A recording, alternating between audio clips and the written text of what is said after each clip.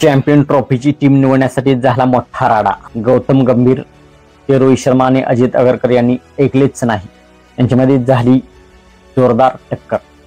तर मित्रांनो, champion ट्रॉफीची team announce झालेली आहे।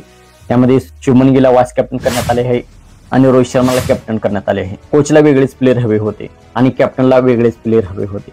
तर गौतम गंभीरचे अजित आगरकर आणि रोहित शर्मा, कॅप्टन रोहित शर्मा यांनी कुठलीच गोष्ट ऐकली नाही। गौतम गंभीर भारताने T20 वर्ल्ड कप जिंकला, त्यानंतर गौतम गंभीर इंडियाचा प्रशिक्षक झाला। तेव्हापासून इंडियाचे प्रदर्शन चांगले झाले नाही। श्रीलंकामध्ये भारत हरले, नंतर न्यूझीलंड विरुद्ध भारताचा पराभव झाला आणि आता ऑस्ट्रेलिया विरुद्ध भारताचा पराभव झाला आणि आता चॅम्पियन ट्रॉफी आहे। तर गौतम गंभीर याला जे प्लेयर हवे होते ते प्लेयर रोहित शर्माला हवे नव्हते।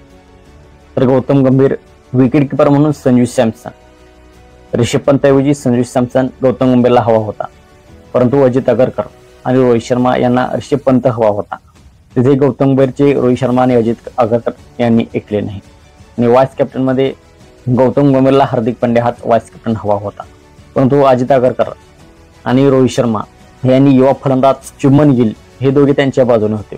गौतम गंभीर हार्दिक पांड्याच्या बाजूने होता, परंतु रोहित शर्मा आणि अजित आगरकर ते शुभमन गिलच्या बाजूने होते। शेवटी शुभमन गिलला वाईस कॅप्टन करण्यात आले चॅम्पियन ट्रॉफीसाठी।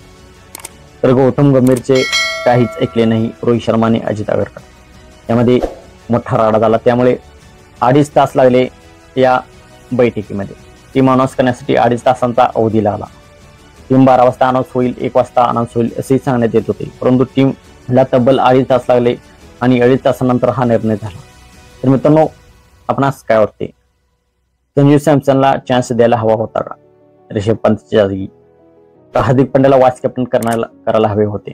शुभमन गिल अजून यंग खेळाडू आहे, युवा खेळाडू आहे। आपणास काय वाटते आपण कमेंट सेक्शन मध्ये सांगा आणि आपण चॅनलवरती नवीन असाल तर आमचा YouTube चॅनल सबस्क्राईब करा।